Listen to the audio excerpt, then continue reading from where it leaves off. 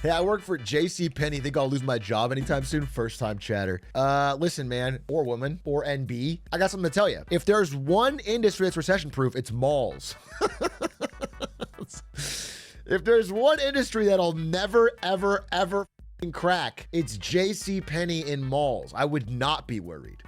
I would take out big loans because you know your income is rock solid. There's just nothing can crack the J.C. Penney Titan. Isn't the gaming industry kind of recession proof? As long as you don't talk to any of the tens of thousands of laid off people in the gaming industry, yes. The industry does tend to do well in recessions. You're correct. It's probably not as impacted. I think the more problem is that the gaming industry dramatically overhired in COVID and is now reaping when they really preferred sowing. But yeah, gaming has done well in the prior recession. Yeah, AAA studios are what's really getting hit. Listen, they're just being rocked by indies. They're being rocked by indies and by... Okay, here's the thing. Let me explain it. Let me show it like this. It's two sides. It's a pincer movement. Normally, there is this thing called AAA, you know, for the longest time in gaming.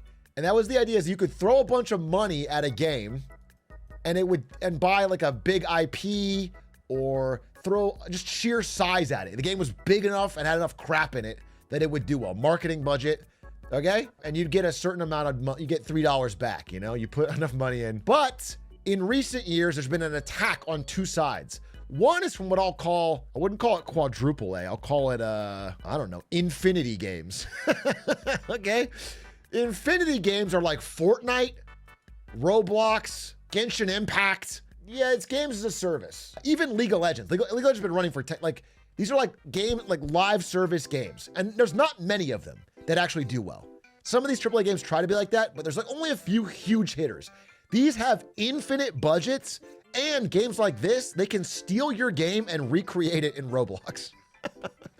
At least like the core gameplay.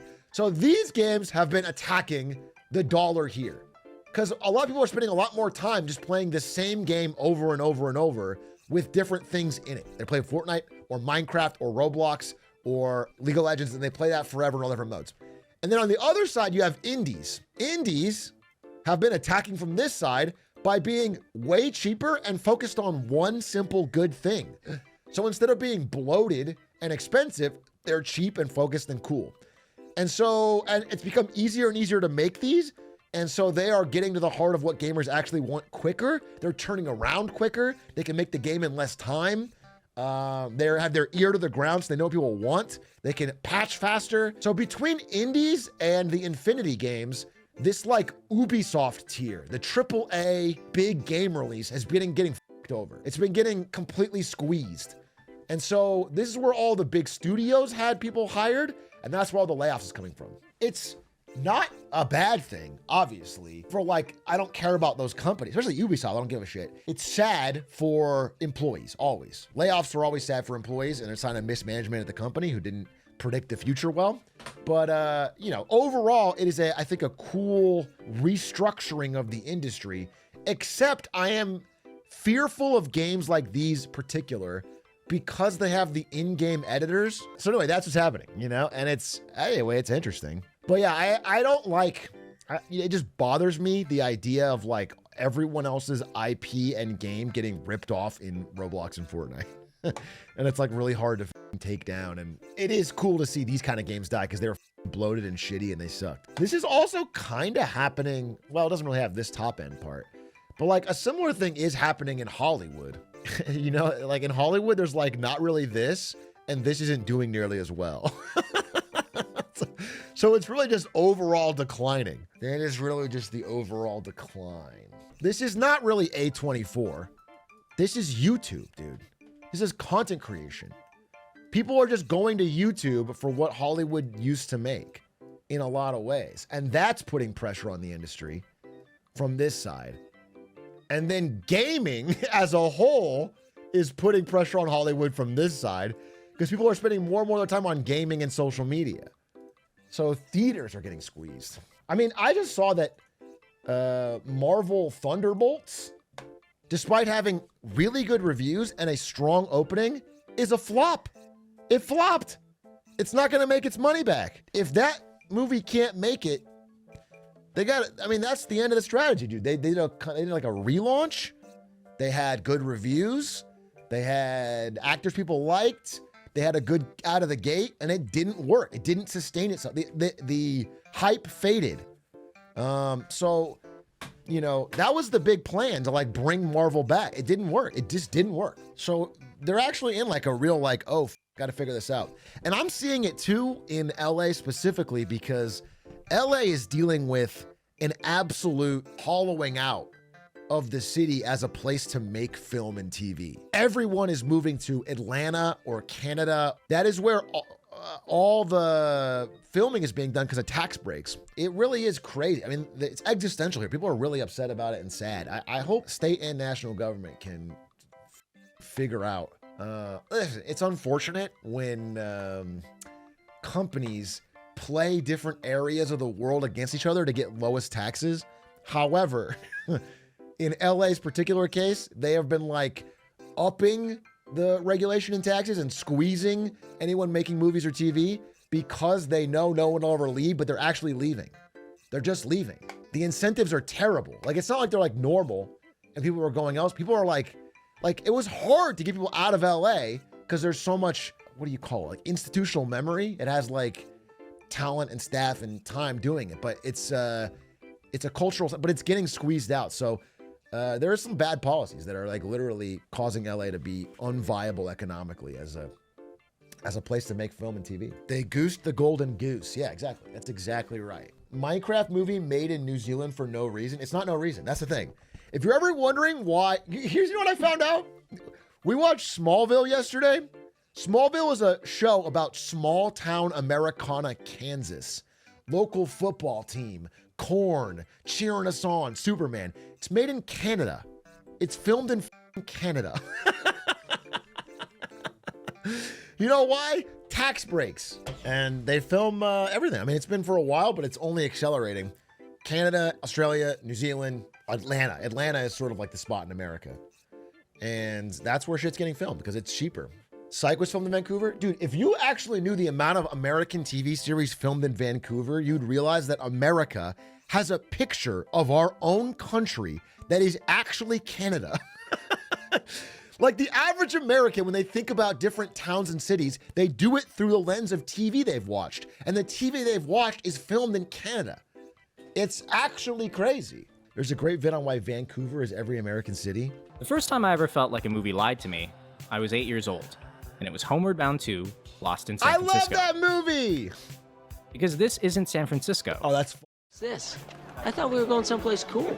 This is my favorite place in the entire city. This is Vancouver, where I grew up. We never actually see the city. It's always pretending to be somewhere else. Yeah, I mean, nobody wants to actually watch a movie in the cool. Robson Square, and on location on set of The Interview. This is where Seth Rogen and... They made Vancouver into Pyongyang. Didn't take much. They changed very little to make Vancouver into... Yeah, they actually had to upgrade it. They had to upgrade it. They had to clean up Vancouver. And Vancouver is kind of a chameleon. In Mission Impossible Ghost Protocol, it plays Seattle and Eastern Europe and even India, all within a 15-minute. That actually is going to ruin my enjoyment of the film. You're telling me when I'm watching that movie, it jumps all over the world and it's all filmed like 4 blocks apart in Vancouver? That's actually so... I thought Tom Cruise would... would splurge for the expense to film on location. I thought at the very least... You telling me the Burj Khalifa is Northern Lion's house with a green screen? When he climbs the wall, it's just some... Oh, Christ. But to really convince the audience, you're going to need a lot of help. Which brings us to the art department, who control all the little details. Okay. Like decals on the sides of cars, new signs in front of buildings. And this one's my personal favorite. I'm not going to kiss him, but let's just say I might give him some... USA Today vending machines. They just wouldn't have them in a different country. That's how I know. That's my brain knows. It's kind of remarkable what you can get from a location by changing the angle and the lighting. Yeah, I mean, And here's the- for example, my stream. It looks like I'm in Los Angeles. I have this book background, but actually I am in Beijing, China as an agent of the CCP. Even when the movies do go somewhere unique, they have a way of typecasting it. For instance, BCIT's aerospace campus actually looks pretty cool. Yeah, looks all right. Oh my God, it's a CIA But it's field always turned office. into some vaguely dystopian government facility. Dude. Crazy to imagine the CIA, like the idea of having these big monitors is such a Hollywood thing. These big monitors with the names of the villains and the targets and and this is just in a lobby. Anyone can be walking through. Meanwhile, UBC always plays a university. This year, it even played Washington State U, which means that Vancouver, British Columbia finally got to play I'm deeply moved. Vancouver, Washington. For me, this is the single worst moment in local film history. I will never forgive this. Oh, get over it. All the jobs are in Vancouver. All the movies are shot in Vancouver. And you don't get to be, you know what? Nobody wants to watch a movie where Tom Cruise flies to Vancouver to fight the villain. Okay? I'm sorry, but that's just not, it's not a globe-trotting spy movie where James Bond is driving across Vancouver. It doesn't have that cultural cachet. Unless Northern Lion's the villain. Home Alone 4, Lost in Vancouver. Lost in New York makes sense. Donald Trump will send you the wrong directions. Lost in Vancouver, everyone's just gonna be like, oh, it's right this way, eh? Who wants to go to Vancouver? Exactly. Average American response to hearing you have to go to Vancouver, dude. It's sad. It's sad. It's a sad face. To Hollywood, Vancouver is a location, but not a setting. It's a place with talent and scenery and tax incentives, but almost no film identity of its own. I see. This is one thing I think Hollywood's missing. And tell me if I'm crazy, but I think I'm really onto something. If you guys know, Hollywood has applied a sepia-toned yellowish filter to any footage shot south of the border. If you're in Mexico or South America, you have a sepia tone, okay? What we need is a Canada filter.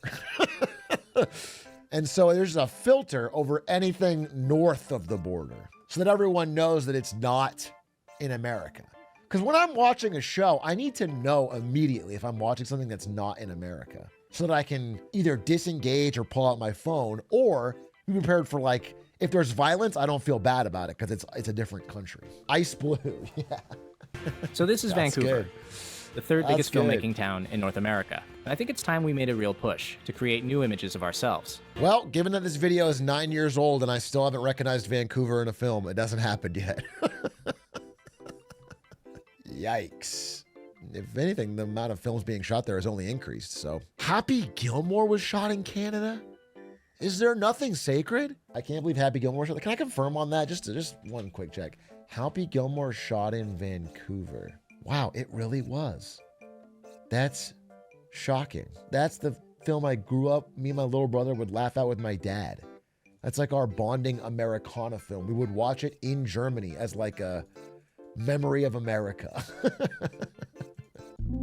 That shit was Canadian. That's crazy.